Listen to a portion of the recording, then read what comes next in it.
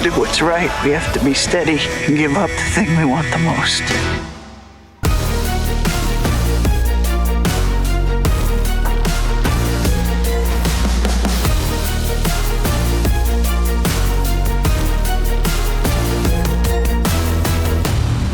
You do too much. You're not Superman, you know.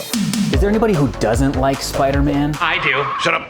Get out. Most people may not like spiders, but everybody loves Old Webhead, the most popular superhero in the world. Why do we love him so much? Is it the web spinning, the wall crawling, that unique, iconic costume that was birthed fully formed from Steve Ditko's head? All of those are definitely factors, but I think the real reason lies in the deeper, spiritual aspects of Spider-Man. Peter Parker is the perfect everyman, and just about anybody can relate to him and his problems. He's a bit of a nerd, his love life is up and down, he's got substantial money problems, and he's constantly worried about the well-being of his loved ones. No matter who you are, just about everybody can relate to this guy. But at the same time, just about everybody can admire and aspire to Spider-Man's greatest superpower, which is this: Peter's will to do what's right is unwavering. How many times has Peter quit being Spider-Man? How many times has he been beat up and outmatched? How many times has he failed the people he loves most? Too many times to count. And yet, despite all that, Peter chooses time and again to pick up the mask and fight for what's right. Regardless of what he goes through, Peter's will and determination to do what's right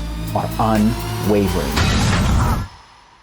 There's a verse in scripture that says, "And let us not be weary in well-doing, for in due season we shall reap, if we faint not." Proverbs 24:16 says, "For a righteous man falls 7 times and rises again." Peter Parker is the perfect representation of that scripture. He may fall, but he always gets back up. So no matter how many hits I take,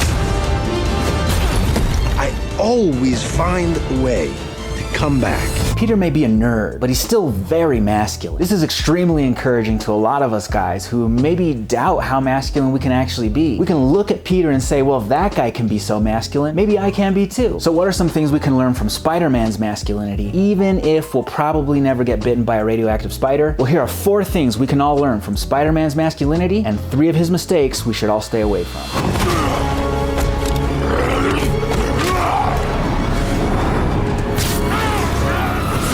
Positives to emulate. Number 1, Spider-Man has strength to serve. We never want to downplay the fact that physical strength is a very important aspect of masculinity. Spider-Man has a lot of great physical strength, but that's not all. His physical strength is matched by his strength of character. If you've ever read a Spider-Man comic, he oftentimes mentions how he has to pull back his punches depending on who he's fighting. Spider-Man is used to restraining his strength for the good of other people. Even when he's fighting someone, he's not trying to kill them with a punch. He's restraining his strength for their good. This is actually foundational to masculinity. This is why knights were taught chivalry. They needed to learn the skills of warfare and battle, but then they needed to be taught to not use that in inappropriate places and circumstances. They needed to be taught justice. They needed to be taught might for right. See, Spider-Man doesn't use his strength for selfish gain. He uses it for justice, to look out for the little guy, to serve. Spider-Man could essentially push and elbow his way to the front of any line, but he doesn't. Instead, he's constantly putting himself in danger to protect the vulnerable in society. This is why he's a hero, and this is why we love him. So how can we apply this to our life? First of all, obviously, we can develop our strength. Lift weights, do cardio, develop our skills in fighting and defense. Anything we can do to become stronger in life. We can strengthen our minds, we can strengthen our emotions, our spirituality, so that when the time comes, we're equipped, we're able, we have resources to fight, to protect, to defend. And as we develop our strength, we can be mindful to not use it to be tough towards people who are weaker than us, but instead we use our strength to stick up for people, to reassure them, to help make the world around us a better place. So develop your strength and be gentle to those weaker than you, using it to serve and protect. Number 2, Spider-Man is humble. While initially he used his powers to try to find riches and fame, he consistently chooses to forego that and instead just wants to live a quiet life outside of the superheroics. There's no Tony Stark flashiness here. His humility comes from a healthy confidence in his masculinity. People who are unconfident oftentimes tend to be the most arrogant. They have to show everybody how great they are because deep down they don't believe that they're that great. Meanwhile, confident people are sure of themselves. They've got nothing to prove. It's easy to just focus on what's going on in our lives, our desires, our struggles. And while it's important to have goals and have boundaries, we can stop and look around and say, well, how are the people in my life doing? How can I give to them? How can I make their lives better? We can fight for those less fortunate than us. We can fight for what's right. And as we develop our masculinity and our confidence, we can humble ourselves rather than pushing and shoving to show everybody who we are and how great we are and why they should respect us. You know how much I sacrifice? We can instead just be confident in knowing deep down who we are. We don't need to please everybody. We can make it our ambition to live quiet,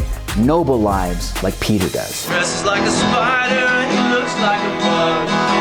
But we should all just give him one big hug. Number 3, Spider-Man is resilient. Maybe the greatest of Peter's attributes is his sheer resilience. As mentioned at the beginning, even when he feels like giving up, Spider-Man can't help but keep fighting the good fight. Some of the most iconic images of Spider-Man are these panels from Spider-Man issue 33. Trapped under the weight of heavy steel machinery. At first, he doesn't have the strength to carry on, but he reminds himself Aunt May's life is hanging in the balance. With this reminder, Spider-Man summons his strength from deep within where there previously was none. He lifts the weight, triumphant, and despite how weak and beat up he feels, he continues to fight to get the medicine back to Aunt May. This iconic moment was brought to the screen in Spider-Man Homecoming, albeit with lower stakes, but the imagery is still powerful. Possibly even more iconic are the images from issue 50, Spider-Man famously declaring that he'll be Spider-Man no more. This storyline and these images were brought to life beautifully in Spider-Man 2. But in both the comics and the film, we see that despite the trials and hardship, Peter can never truly abandon the fight. He must take up the mask again. He must fight the good fight. He must always be Spider-Man. Ephesians 6:13 says, "Put on the full armor of God so that when the day of evil comes, you may be able to stand your ground.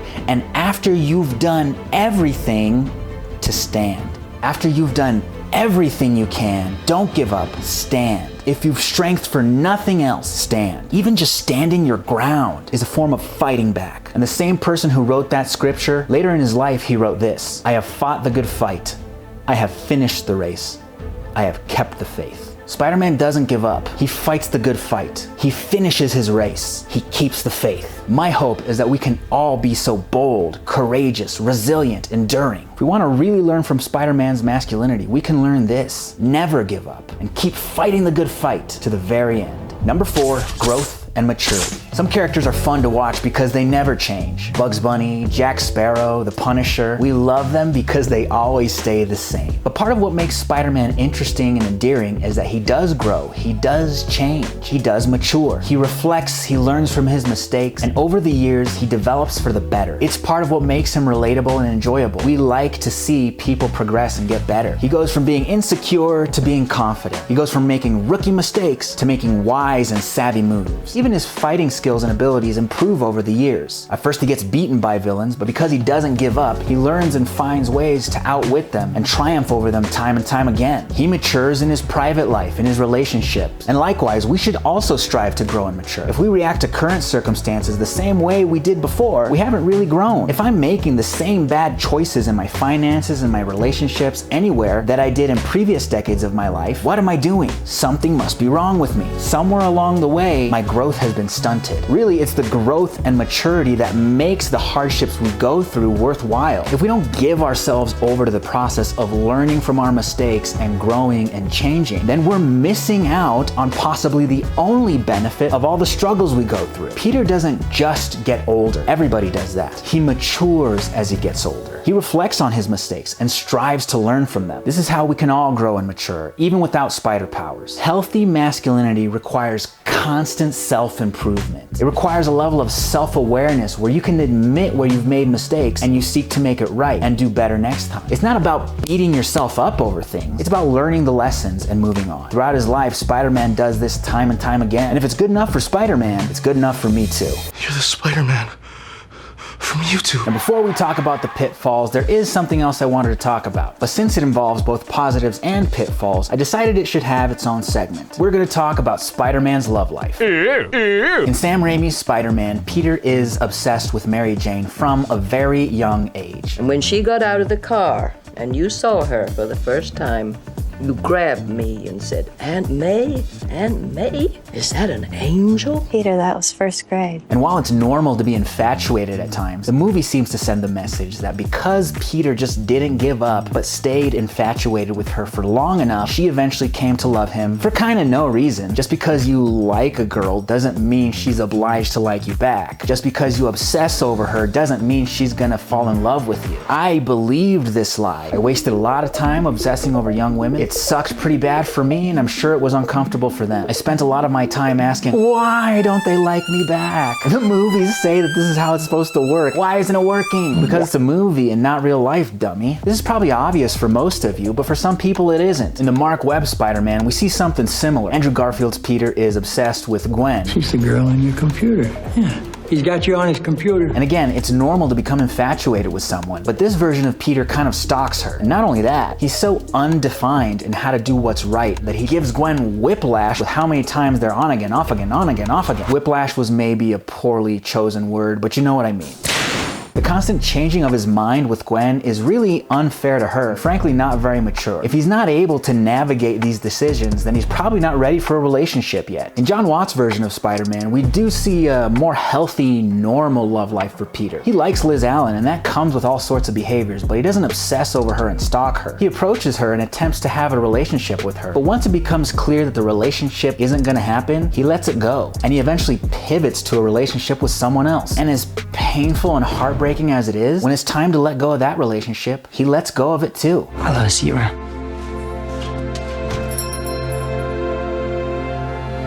I'm not saying that Peter shouldn't be in a relationship. We're really just talking about how he views relationships. The Maguire and Garfield Peter tends to put these women on a pedestal, while Holland Spider-Man kind of just treats these young women like normal people, which is what they are. That's a pretty healthy mindset, and a healthy mindset will lead to a healthier love life.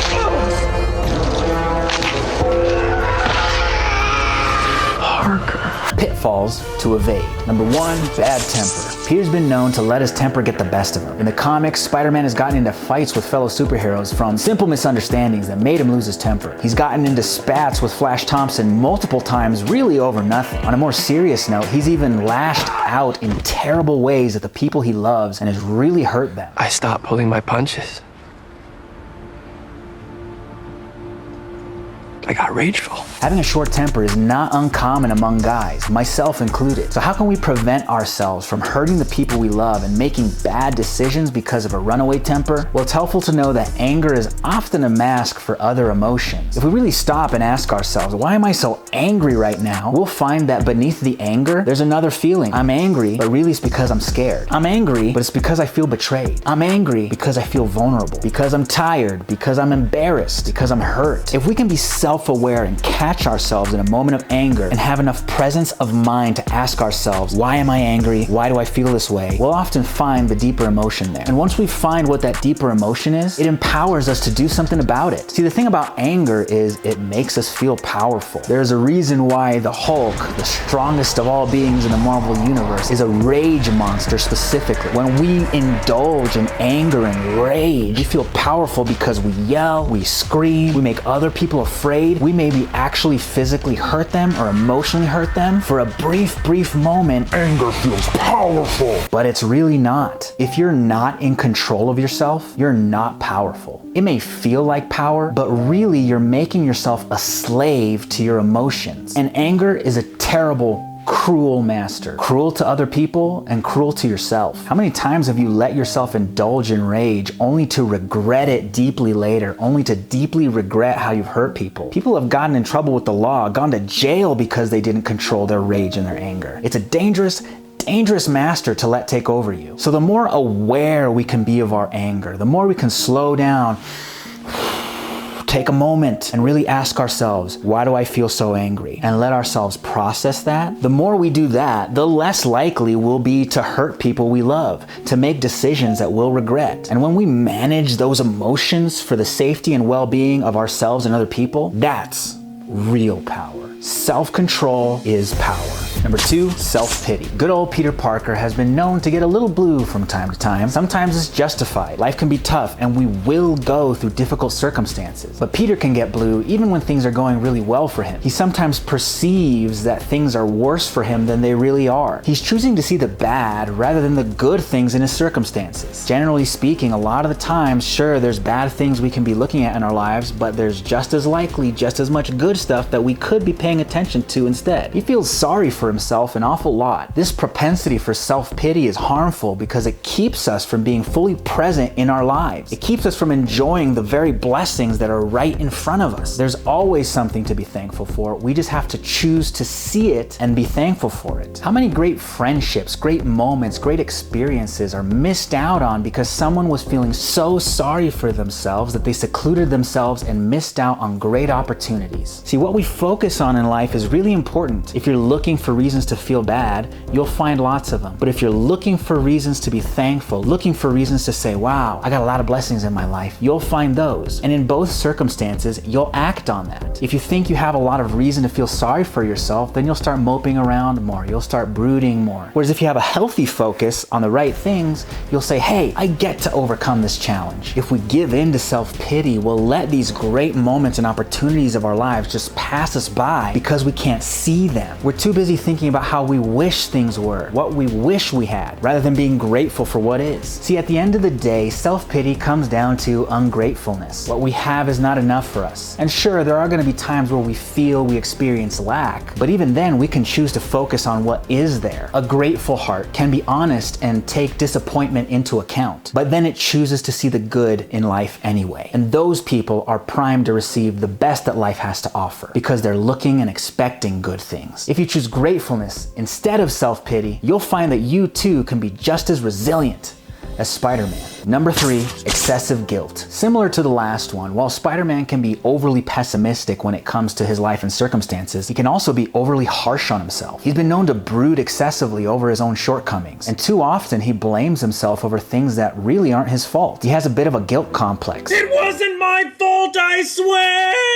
Don't you know he blames himself? But why? I don't know. He blames himself for everything. He saves people, but it wasn't enough. He should have saved more. He helped Aunt May financially, but that wasn't enough. He should have given her more. Sometimes Peter can't even take a break or let himself celebrate a victory without immediately falling back into despair over some perceived wrong he's done. Being faithful in our duties and responsibilities is of utmost importance to masculinity, as we'll see in a little bit, but Peter can sometimes overburden himself. We're all meant to carry a load in life, and the more responsibility we can take on to make the world a better place, all the better. But we also have to know the difference between loads we're meant to carry and are equipped to carry, and burdens that really aren't ours to bear. There are some loads worth carrying, and others simply aren't. Overburdening ourselves emotionally, spiritually, physically leads to burnout. But beyond that, it actually prevents us from carrying out the duties and responsibilities we are supposed to do. If we're stressing ourselves out, spending so much time on burdens we're not meant to carry, we won't have the strength to carry the loads that are ours to carry. Spider-Man may have great superpowers, but he's not God. He can't do it all, and neither can we. Honestly, you'll probably need to spend a decent amount of time praying about this and thinking through this. What are the things that are important for me to do now, and what are the things that just aren't that important? And over time, those priorities can change. Some things we do, some things we let others do, and some things we leave to God. We let Him handle it. Everyone's lives, including Spider-Man's, gets better